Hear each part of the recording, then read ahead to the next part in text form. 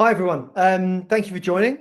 So we're going to start this webinar at 2 minutes past, just to give everyone a chance to join and get ready. So make yourselves comfortable. Look forward to seeing you in a moment.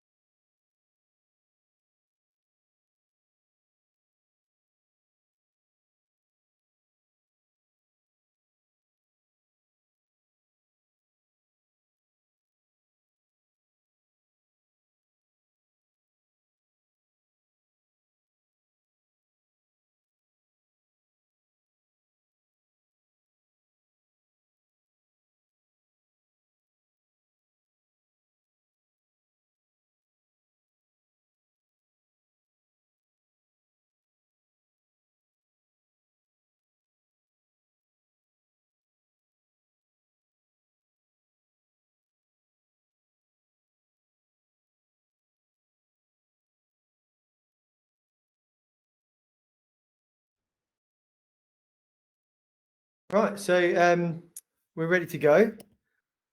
Looking forward to talking you through some of the powerful secrets that we've learned to improve a manager's life and an organization. So let's begin. High-performing organizations to enable your goals. That's the central premise of what we're talking about today. I've been leading teams, running teams, and recruiting for nearly 20 years now. And some of the transformations I've seen in people's working lives, in their work-life balance, in their engagement with their family, and their success at work that have come from building high-performance organizations have just been incredible. It's my privilege to have seen those things, and I'm glad to be sharing with you. So this is one of my favorite images, and I always like to use it early in a presentation because it demonstrates something. So you can see that there's a turtle on a post. There's really no way that little guy got up there on his own. And it demonstrates something, which is there is a theory in management that says that if we are better managers, if we are better at getting the best out of our teams, inspiring, leading, motivating, what we'll end up with is a high-performing team. And there are two reasons that, I mean, that's not true, and I've seen lots of reasons that that's not true. But the two that really stand out for me are, first of all, the unsung hero, that really superb manager who might be managing a difficult team, who does an excellent job of managing it. And the senior management team don't really have any desire to take that person out of there because they can't replace them. And that person might be a wonderful manager, but they don't get the career progression. You often see these people leave, join another environment and flourish or set up their own business. Actually, I know a guy that did that and ended up selling his business for about £50 million. So there are some really good managers that are just never going to make it to senior management, and never going to have that kind of enjoyable manager life from their management skills. And the other is this guy. This guy demonstrates, and it's mostly men, unfortunately, but the example of a senior leader in a business who is completely out of place. So they're often they've got big egos sometimes, but they speak loudly. They don't seem to know what they're talking about, and they just really look like they didn't get there on their own. And it's the same as this guy. So you know they've had some help getting there. You don't know why they're up there, but you know that they didn't get there on their own. And what this means is it shows us that management alone does not lead to success in your career as a manager. And what does that mean? It means that there's things not being taught. And I've put here the cheat code, right? So I've read hundreds of management books. I've all dotted around my office. I've kept the ones that I really like. Most of them have given me some tools and techniques that have helped me to be a better manager. All of them have helped me to be better in one way or another. But none of them have been a cheat code. None of them have shown me how to really unlock success in my life.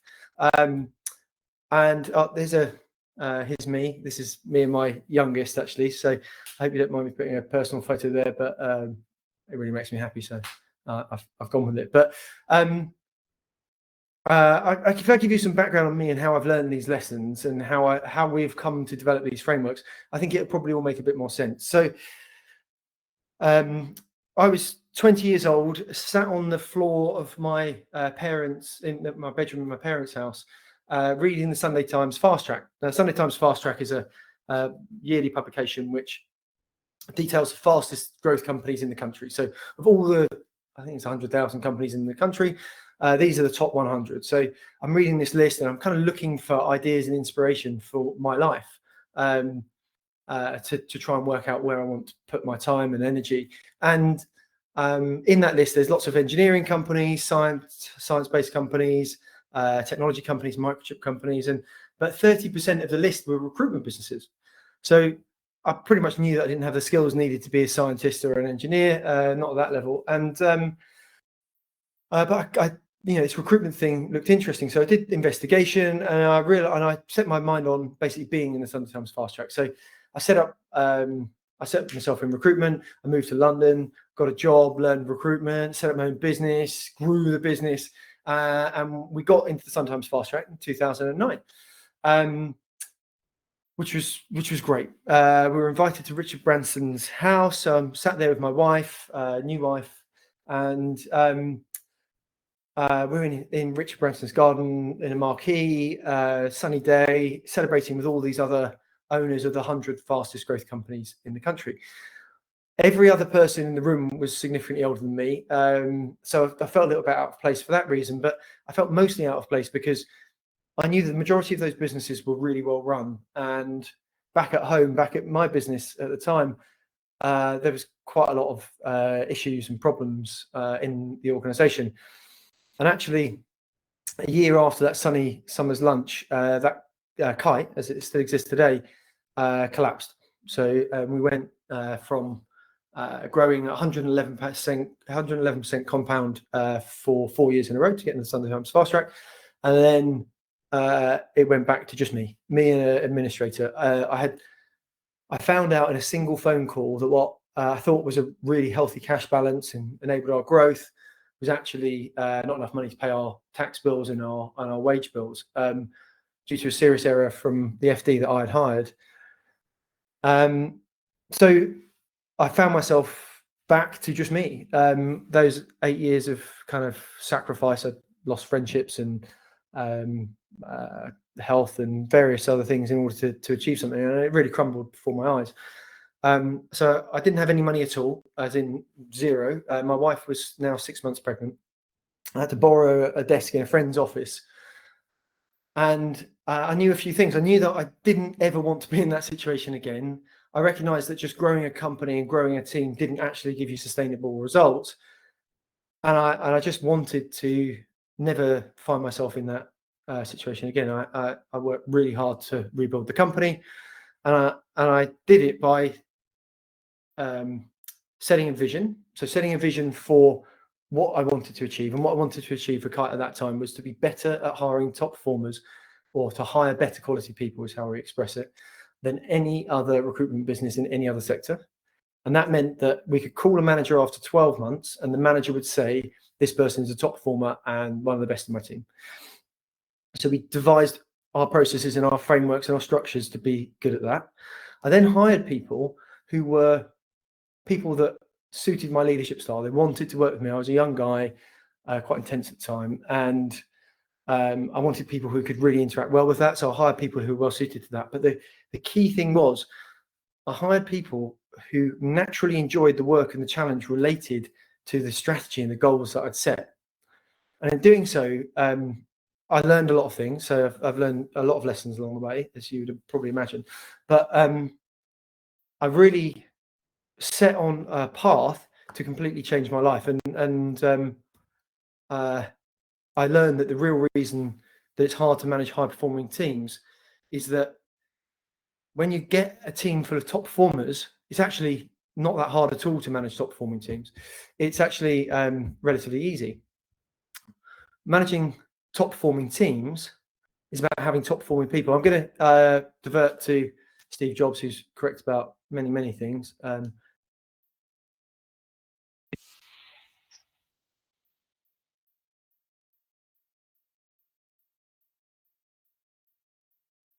what they need is a common vision. So the real reason it's hard to manage high-performing teams, I learned through painful experience, isn't actually that managing people is hard. I grew a company really quickly. It exploded. I then rebuilt it, and we've achieved numerous awards and growth, and I've had a wonderful life because of it. But I've been the same manager throughout. I was the same manager when I grew a company really quickly. I was the same manager when it exploded, and I was the same manager when I grew a really great company. And what I realized is if I could learn the secret to making perfect hires, that it would improve my business and it would mean that we could hit our objectives and our vision. What I didn't realize is it would change my life as an individual. It would give me a completely different working experience. So I now have in fact, actually, it's been about 10 years since I've done any direct recruitment in Kite. The team that managed that business have managed it superbly well. We've made profit every quarter for the last 12 years. And what they've enabled me to do, and I think this is the really powerful thing, is I was able to go to live in Mallorca for a couple of years with my young family. Obviously, I've earned some good money, but I've also been able to set up a fintech. So I set up a fintech as CEO, which is a really intensive role. I wouldn't have been able to do that if I was managing my other business. And it's enabled me to develop these frameworks so I can teach other people what I've done. So what I've learned some hard lessons, by the way, but I picked this slide and I think I may have been over-egging it because that looks like a much harder life to me. My lessons. So first of all, the lessons I've learned in providing top performers for our clients and in building top performing teams myself. Top performer attributes are unique to every team and manager. If you hire a top performer from your competitor, it doesn't necessarily mean they will perform in your environment. Team members are the owner of their success. So anyone who's ever done any coaching, you'll know that one of the main kind of tenets of coaching is, as a coach, you're just there to support. You're there to clear the path. It's like a hero's journey. They're walking the steps and you're clearing the path.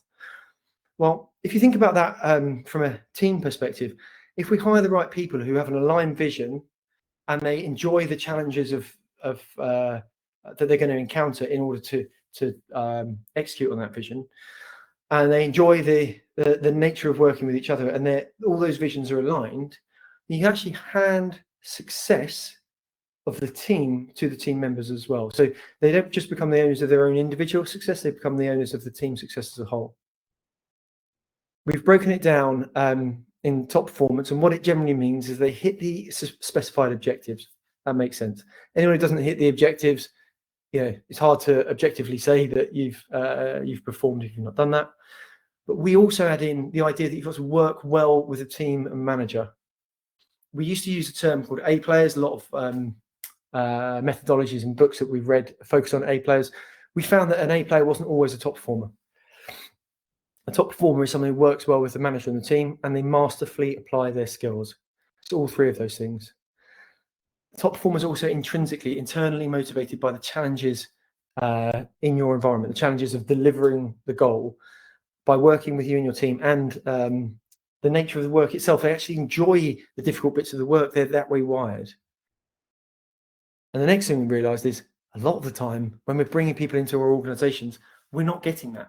And why are we not getting it? It's not because we're not skilled as managers. It's not because we don't put a lot of diligence and time into the interview and hiring process. It's actually because the CV and interview process doesn't do a fantastic job of predicting success. If it did, then every person we hired would be ideally suited, and it's not. And the other thing I've found is there's a certain insanity to it. It's like we hire someone using a CV interview process. We select them, we put them on site, and that person either is lackluster or doesn't work out or is fired, and they're a poor performer or a failed hire or just any variation of not great. Then instead of overhauling that whole process and system which gave us that outcome, we go straight back to the beginning and do exactly the same thing again, looking for a different result. It's important to me that we break that cycle. And the other major lesson is that building teams top performers give managers options, wealth, and freedom. What we're really looking to do when we build teams top performers is give the manager the chance to be the best version of them in their work environment they possibly can be. move them away from double checking, making sure things are done on time, diligently recording things, and into driving things forward, taking on new projects, putting their hand up for new and interesting initiatives, thinking and strategizing and directing the team to good results. So they're the lessons. But it's not just me that finds the difficulty with interviewing. So Laszlo Bock, who's written a number of books, he was SVP of People Operations at Google, but that's effectively HRD. He was group global HRD of Google on the exec committee. And they did a study to determine whether anyone at Google was particularly good at hiring. Anyone. So they looked at tens of thousands of interviews, and what they were trying to do is ascertain whether or not anyone was correctly predicting future success in the interview. And they found, and Google, I think, are probably arguably the best data company in the world, they found it's a complete random mess. So if Google look at 10,000 interviews and find it's a complete random mess, it theoretically, and this isn't true on a practical basis, but theoretically, they could have not had any interviews at all and still got a similar outcome. So what we have done is develop a framework that predicts both the soft skills, cultural fit, and the mindset, and combines that with the already effective skills interview to get a 98% accuracy. The goal from the process is raising the bar with every person that we hire. Jeff Bezos actually said this in his first shareholder letter in Amazon, and I don't think anyone reading that at the time could have ever imagined the kind of company they are today. But will the person raise the average effectiveness of the group they're entering? The bar has to continuously go up. It can't be a coincidence that Amazon has grown in the way that they have. Jeff Bezos has been implementing this process since, I think, 1996. So in terms of the process itself, so we've established that management alone doesn't lead to career success. We've established that if you can lead a team of top performers that really, really align across those three areas, then your success as a manager, your opportunities as an individual, they increase dramatically, kind of unknowingly, actually. It just feels like success comes to you. But what are the points of failure? How did we turn that idea and that concept into a process that works? Well, the first thing is we looked at points of failure. So I spoke to hundreds of managers and probably maybe 1,000 top performers. And what I tried to do was ascertain the reasons that people were failing in their jobs. And by failing, I mean not fulfilling the objective, being difficult to work with, or just really not working out for one reason or another. So the first, and there's three, by the way, three categories. The first category, they fail for reasons of skill fit. So what that actually looks like on the ground is the manager loves them, the team loves them, they're brilliant with clients, they get on well with everyone, they work towards the goals, they overcome the obstacles, they're superb on every level, but they lack a critical skill to do the job. They just simply don't have the particular technical expertise to do that job. Now, I put that up as a group because most people think that that's why people hire, but if you actually, why people fail, they're not skilled enough. But if you actually read the description, that doesn't happen very often. You might find a brain surgeon needs a certain critical skill to be a brain surgeon, clearly, and it's very difficult to get. But you would never interview someone for a brain surgeon job who wasn't a qualified brain surgeon. So this tends to never happen at all. This happens a bit more. So they fail for reasons of team, manager, and stakeholder fit. And this is one of the areas that I suffered from early in my career. Is I was hiring people that had the right skills and mindset. These were experienced people with successful careers, but they just didn't engage with my style. They kind of caused problems in the team, or they were abrasive towards me or each other, and I found them a bit peculiar in work social settings, and those aren't reasons to obviously, well, not often reasons that you would, let someone go in a team. But that's even worse because you end up sort of living with this person who's not ideally suited to you until they choose to leave your business, or you can find something else for them to do. And it's not a great outcome at all. But it doesn't happen that often, but it does happen. But the real one, which happens time and time and time again, I'd say that most people that I speak to really think that candidates fail for this reason, is they're highly skilled. They get on well with people generally, they're well liked, but they just don't do it. They don't deliver great work. They kind of miss their deadlines. They don't seem to care. They just generally, they don't have the attitude of top performers. And what that actually is a reflection of their mindset. It's a failed mindset. Now, that's fine. So we've kind of listed out these three categories.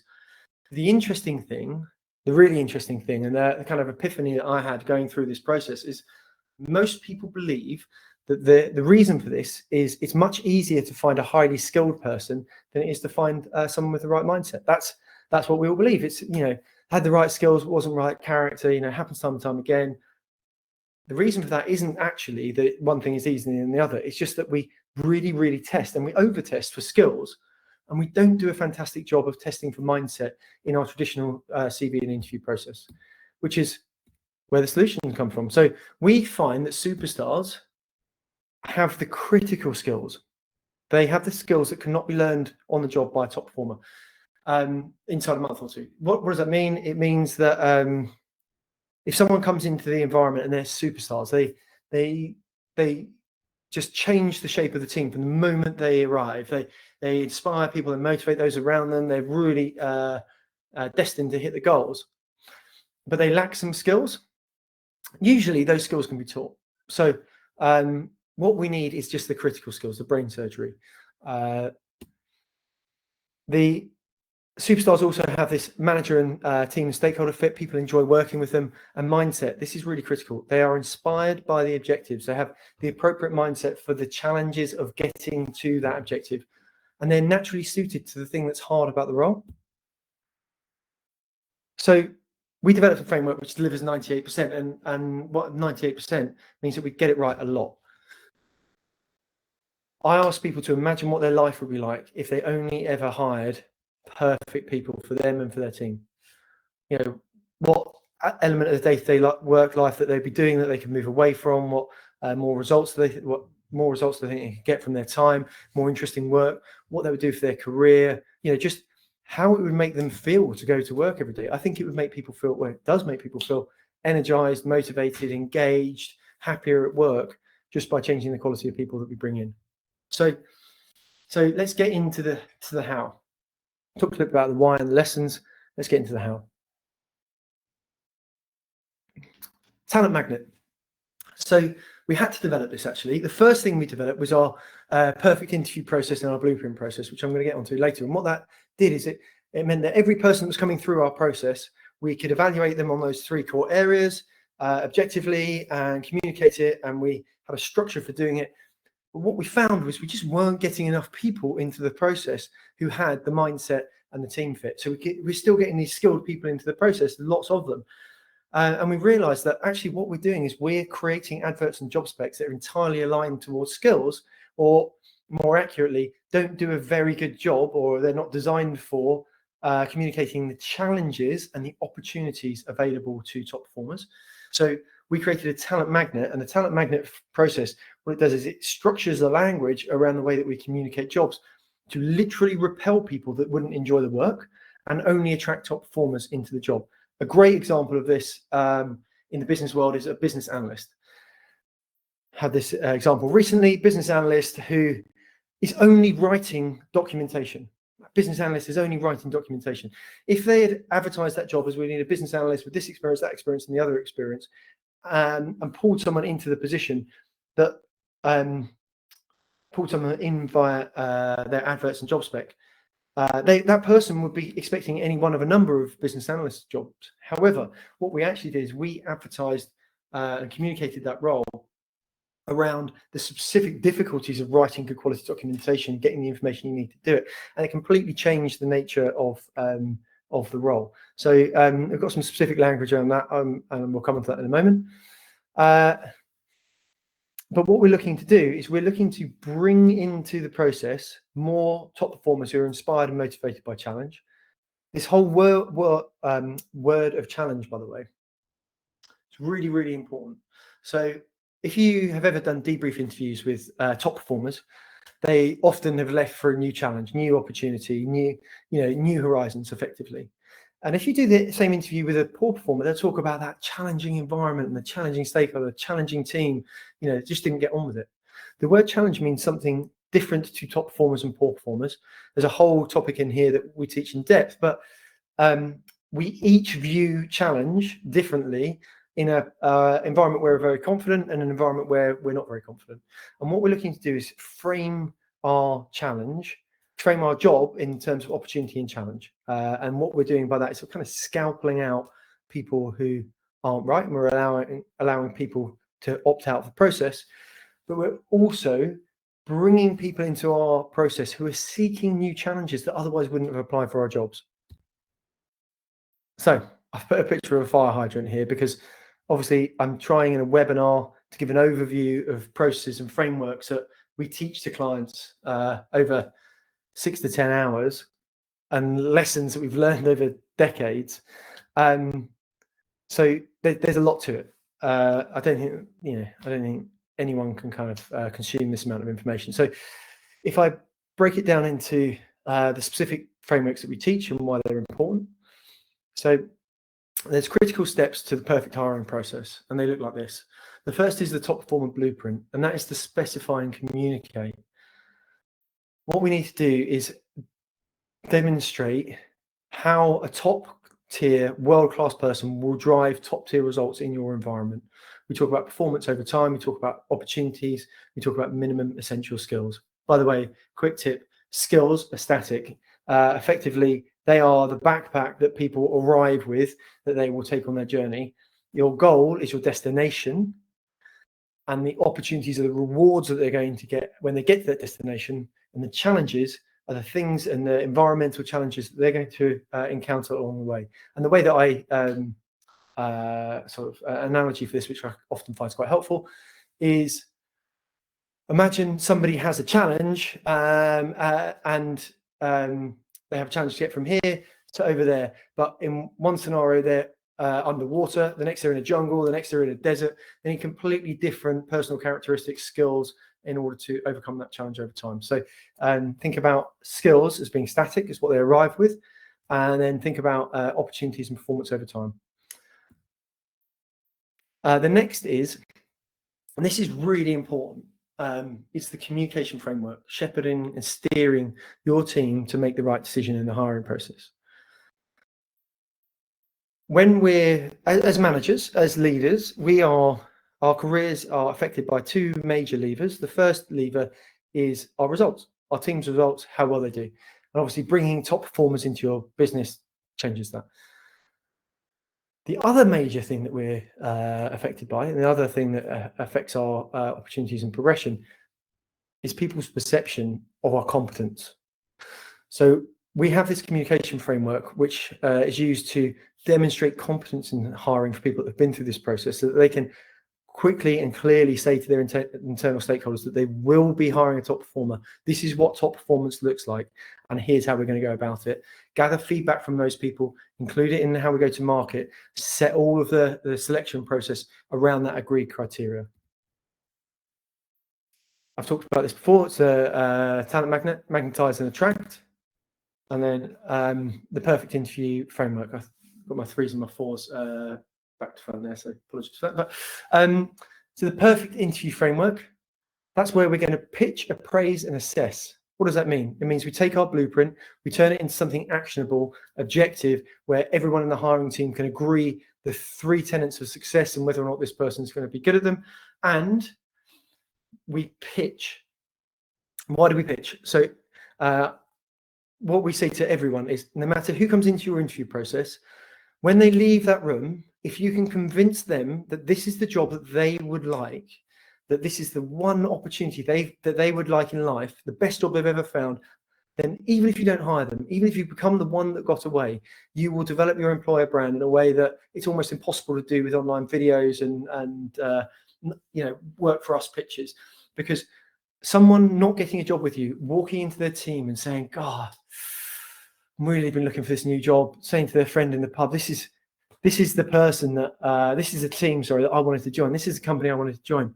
When that other person's looking for work, or when someone that they know is looking for work that calls them and says, hey, I understand you work in a similar industry. Do you know these guys? that word of mouth employer branding is so important. So we give you tools for always leaving them wanting more. Then we give you the perfect 2-meeting and handover structure. 2 meetings. So we advise people that you can hire top performers every time in just 2 interview meetings. Most people don't. And the reason for that is they have their own interview techniques and questions that they like to cover. They rely on them. They usually add something to the process. We always encourage them to keep them. But in addition to that, you need to have 2 meetings that are structured in our perfect interview process. And we'll give you a handover structure so that every person that goes through an interview process understands what other questions have been asked, what's been tested, and they can take the interview and progress the interview on a unique basis. Because what typically happens in a sort of structured or competency-based interview is we try and get through as much as we can on a particular competency, but we don't cover everything in all detail. It's kind of impossible with the time that we have available. So then we do a reasonable job of one area, a really good job of another, and we don't get a chance to cover the next. With this handover process, it means that there is a full and complete process, a full and complete interview that happens for every person, no matter which way the conversation's gone. And then the final thing, which we use to drive top performers, is previous manager insight interviews. What does that look like? So I've worked with great leaders of all different styles. I can think of a great leader who is highly abrasive, difficult to work with, has extremely high expectations, and I don't think many people enjoy working for them. By the way, Steve Jobs actually fits that profile. And I've worked with managers who are so empathetic that they really struggle to give bad news. Even if it's in the benefit of the person that's working for them, they really struggle to give bad news. What we need to do is we need to ensure that the top performer that comes into the environment accurately and appropriately suits the management style of either or anything in the spectrum of those 2 managers. And what we do is we phone their previous managers and we ask questions about what it's like to work with them, how they responded to different management techniques, how they motivated them, what worked, what didn't, where there was friction. And we just try and work out how that person would be suited to this person's management, the new manager's management style. Now, this is a bit of a contentious issue because there's certain language you have to use to get around the, I'm sorry, speak to HR, I don't give references. We've developed that. By the way, we've conducted 20,000 of these previous manager insight interviews successfully. So it's really a process that we got down to a T. But some managers don't like doing it. We found that some people just kind of leave this out of the process. So we've developed a service where we do that for companies when they don't want to. We prefer it if the managers do it. It's not something that we like making money from, but it's important it happens. So if it doesn't happen with the manager, then we'll do it for them. So the next thing is choosing the right person with accuracy. Clearly, everybody in the hiring team needs to. That's not true. I was about to say everyone in the hiring team needs to agree, but they don't. Everyone who is critical to the decision needs to agree, and we need a framework of understanding when we proceed without consensus and when we need full consensus. But when we have chosen the right person, we need to pitch the offer with maximum success. There are lots of good ways to do that.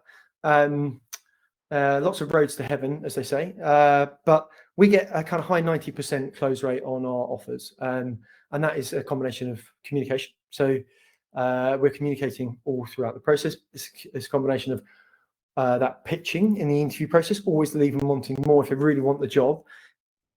Thinking about someone coming in who's ideally suited in terms of character, mindset, and team fit. They kind of want the job anyway. However, it's important that last conversation where the offer's pitched goes well. So we give people frameworks for that. And then we've got all this process which dictates what top performance looks like in the first period of where they work. Everyone's signed off on it. All the stakeholders agree. We need to turn that into execution and reality.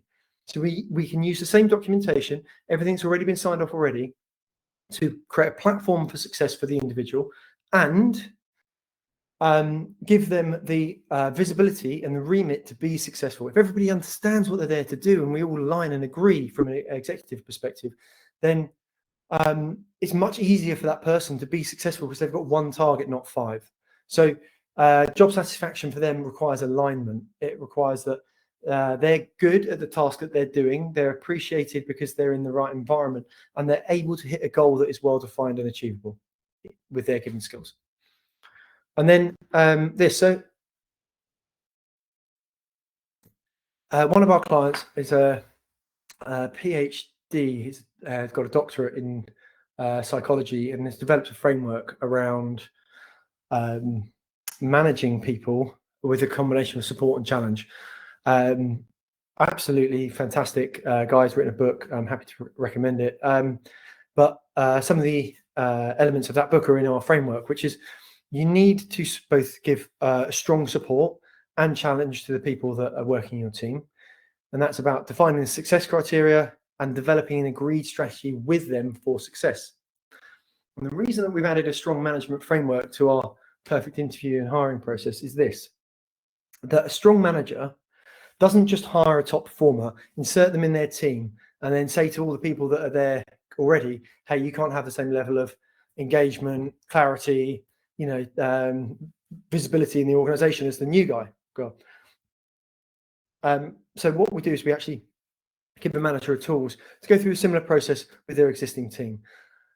It's a bit more of an organic process because you can't be quite so clean cut, because you have to take the person as they exist in their wholeness and try and get the best out of them. But we give them the tools and techniques to do that. So that's our framework as a whole. That's what we teach. But we also find there's quite a few things that you need outside of this to kind of build support in an organization to make the kind of changes we're talking about or understand the benefit. So one is a hiring or management failure assessment, hiring versus management, that should be so. And it works like this. If you take your top performer, best person you've ever worked with, and you put them through, actually, sorry, it doesn't work like that. Excuse me. I'm just looking for all the categories because I can't remember them off the top of my head. Yeah, if you take your top performer and you take them through a process.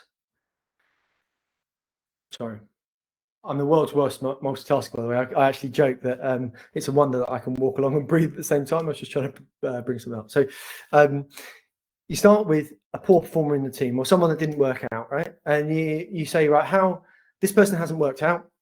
How do we know if it's a failure of management, like the manager really should be doing more with this person, or it's a failure of hiring, like we should have brought a better person into the business to begin with?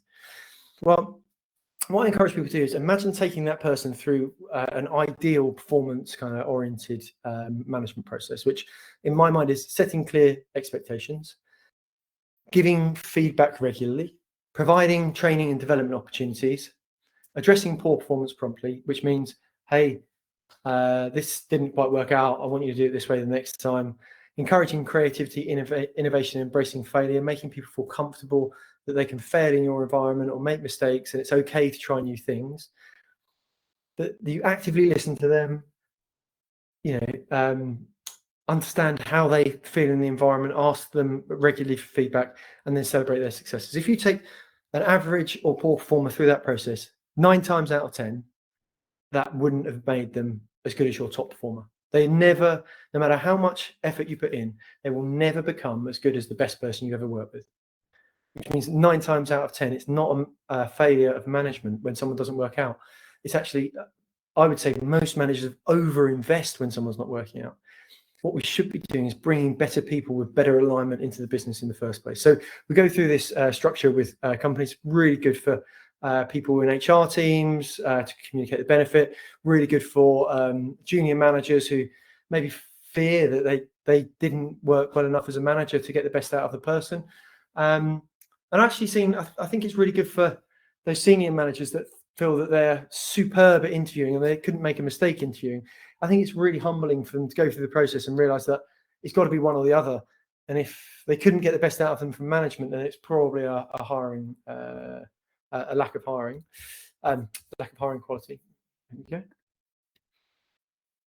So then a hiring process assessment. Sounds like quite a dry exercise, but it's actually quite interesting because you go, okay, how do we build a job spec? How do we think about who we're hiring? How do we understand what good looks like? What are your objectives in your performance appraisals? How does your performance appraisal system work? How are we measuring performance? What does performance look like in your environment? And then where could it be that we're allowing people into the process that don't turn out to be great? And that one of the things that we look for here, which is really helpful for most people, is interviews. So going back to that process of going back to the Google thought of interviews have near zero correlation with future top performers. What they do, though, interviews are really great at building relationships, getting to know each other, understanding if we can work together on a human-to-human basis.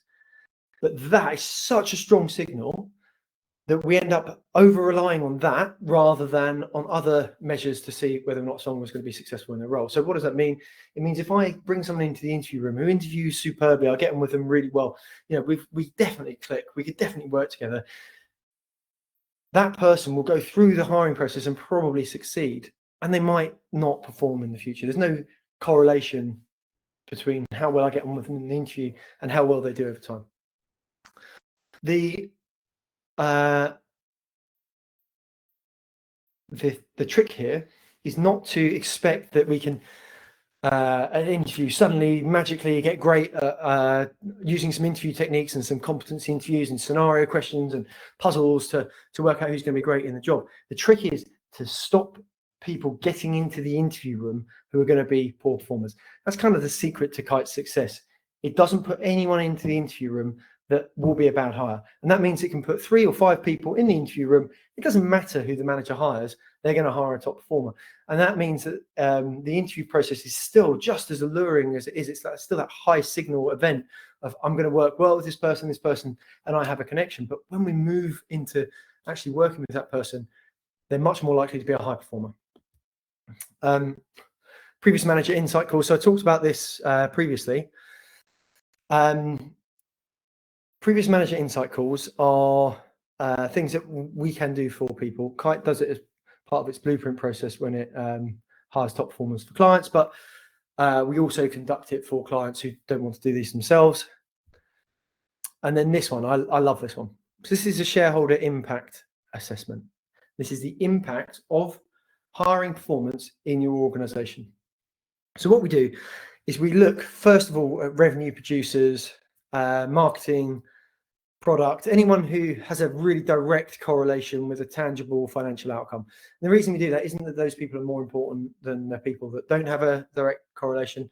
Arguably, in most tech businesses, you'll find a developer is more important than a marketeer. But in doing it, we give ourselves a framework that we can start to understand the magnitude and the kind of the scale of the situation. So if we're taking a company with 200 people, it's got a sales team of 20. Those sales team of 20, top performers doing $1 million, and the other 20 are doing an average of 500 grand in revenue a year. The gap there is clearly it's possible to do $1 million. Now, 2 ways to look at that gap. Either you could take all 20 people to $1 million, and then you'll have 20 million revenue, not the 19 times 500, so 9,500. What's that? 10,500. 10.5 million revenue. So you could go from 10.5 million to 20 million revenue, or you could just have half the sales force doing twice as much. Either way, it's a big win for the company. So we kind of plug in, do you think there's a target addressable market that you could get 20 million in sales? If the answer is yes, then okay, well, there's 9.5 million of sales. And then we do take marketing. You say, well, could marketing get 20% more leads into that process? Is it possible then for that to be 24 million rather than 20 million? And product, could the product improve 10%,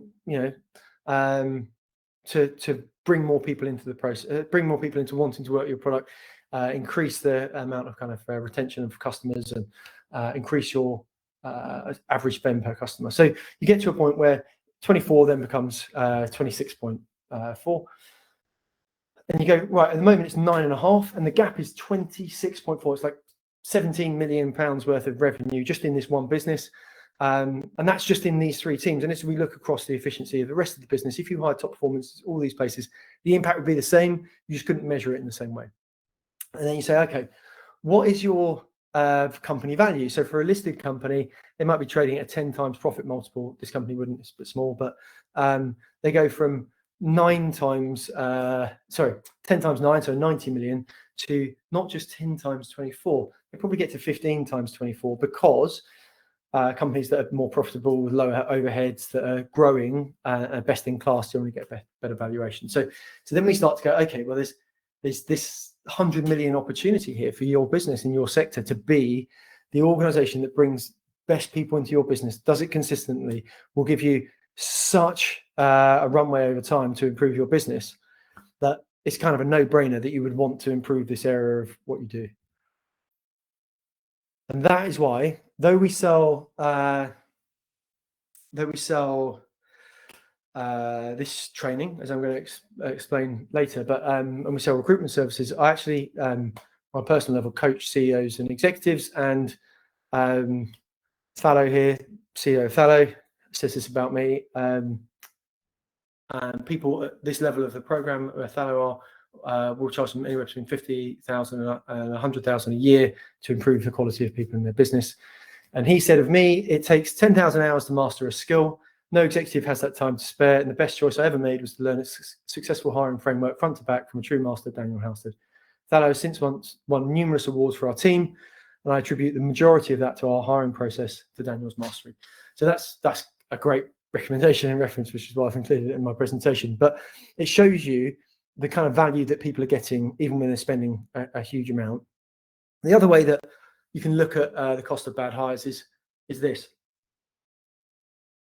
If you onboard someone into your business and that person doesn't work out over 6 months or 9 months, there's lost opportunity. There might be a recruitment fee, there might not be, but there's just a sense of damage to the culture, damage to the organization.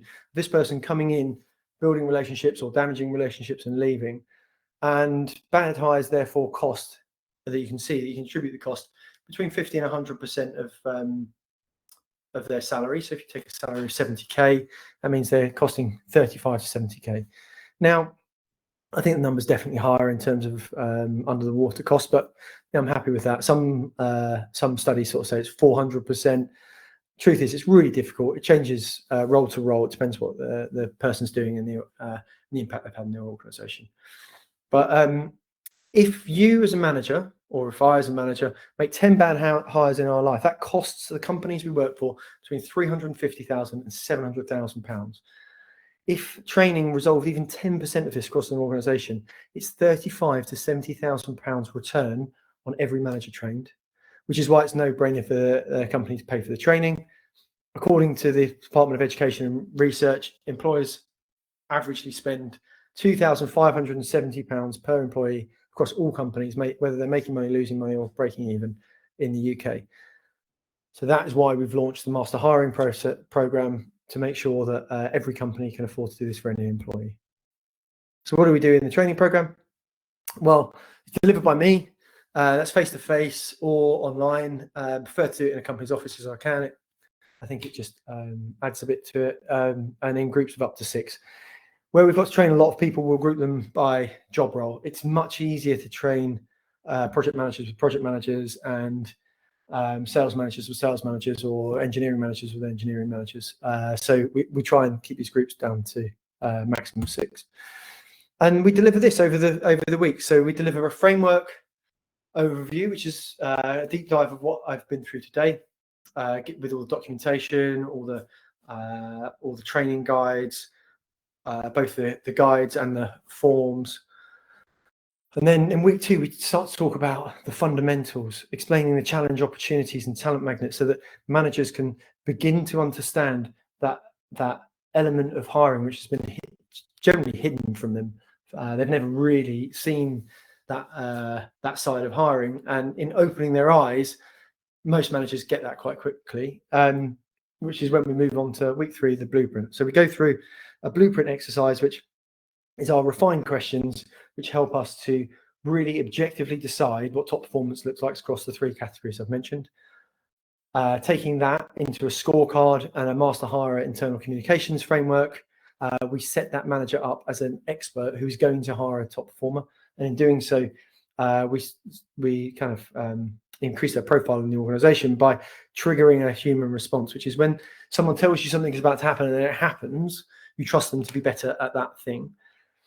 And that just builds their reputation. Perfect interview process we've talked about, and then these high performance management frameworks to make sure that you get the results you expect from a person without having to spend very much time.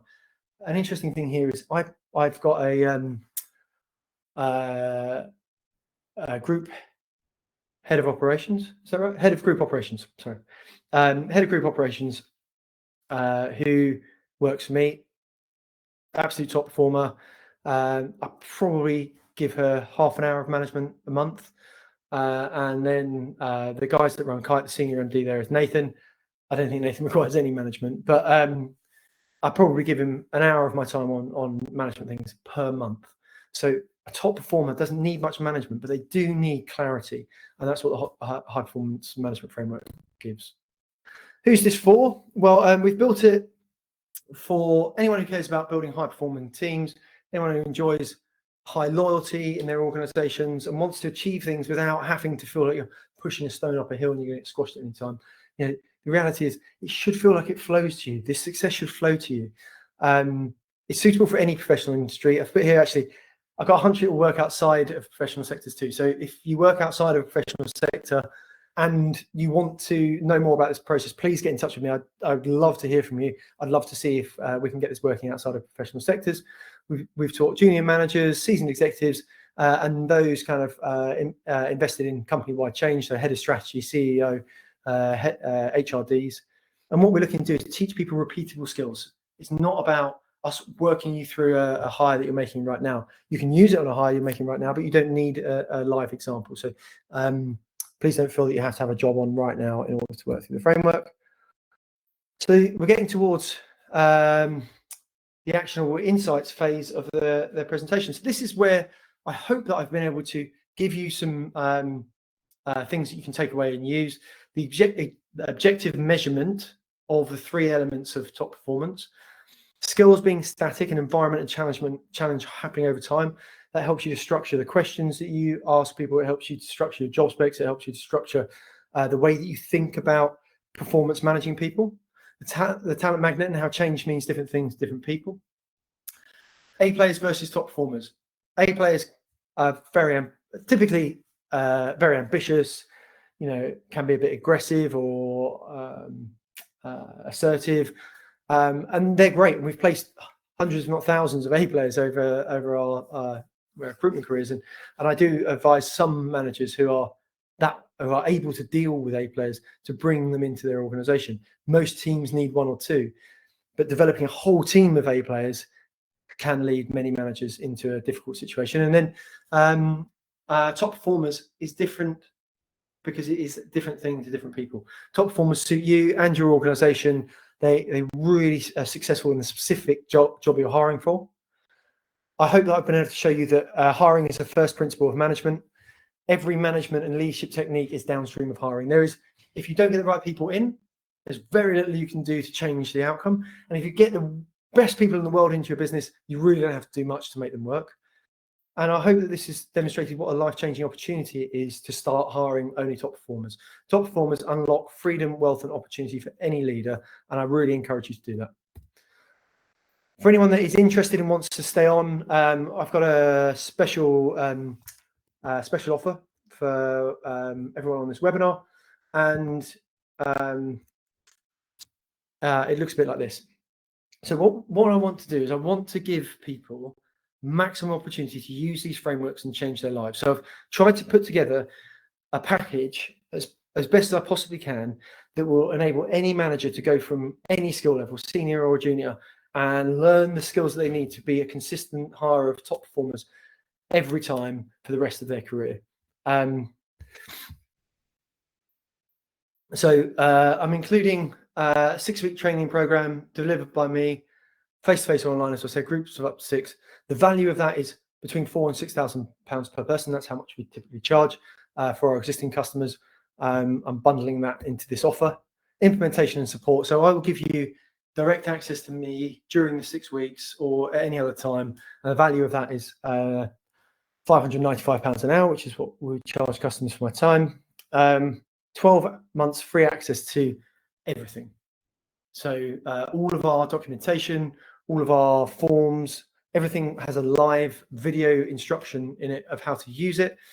We constantly update that with new ideas. This is a subscription model, and the value of the first 12 months is £948. So we include that. It's got everything you need in there to be a top performing hirer, and you can just get going today. Two job description writing credits. So we typically find that people don't need more than 2 job descriptions written for them. But what we'll do is we'll take that blueprint process that you have that we've given you and we've trained you on. You can send it to us with some audio comments, and we'll actually send you back a draft job description, which will template how you bring these blueprint questions and aspects into your job spec process. The other thing here is job adverts. Again, we'll write 2 job adverts for you designed to really captivate and bring into the process people that are going to be excited by the challenge of your opportunity, and repel poor performers, those people that we're looking to get out of the process, which is the highly skilled but likely poor performer in your environment. We need to get those out before they come into the interview room, and the job advert is a great way to do that. 10 previous manager interviews. So this is where we contact previous managers on your behalf. Typically, we'll give you a 50% discount on that. I think we're going to have to reduce that from 10 to 5 because there's quite a lot of time that goes into that. But for this offer for today, it's 10 previous manager interviews, discounted hiring at Kite on their blueprint process. So Kite offer a blueprint hiring process where you have a guaranteed top performer, which means that we will call the manager in 12 months. And if the manager says that person is not a top performer, we'll give either give a replacement or give the money back.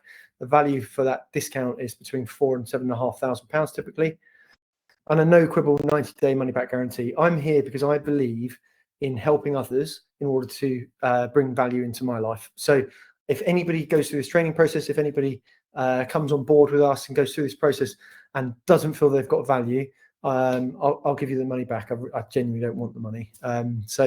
Those are the things that we're on offer.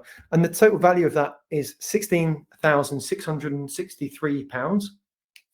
Unusual number, but it is. And the price today is £2,000. So anybody who's on this webinar that wants to join, all they need to do to lock in this price is to have emailed me before midnight today and have signed up within 2 weeks of today's webinar.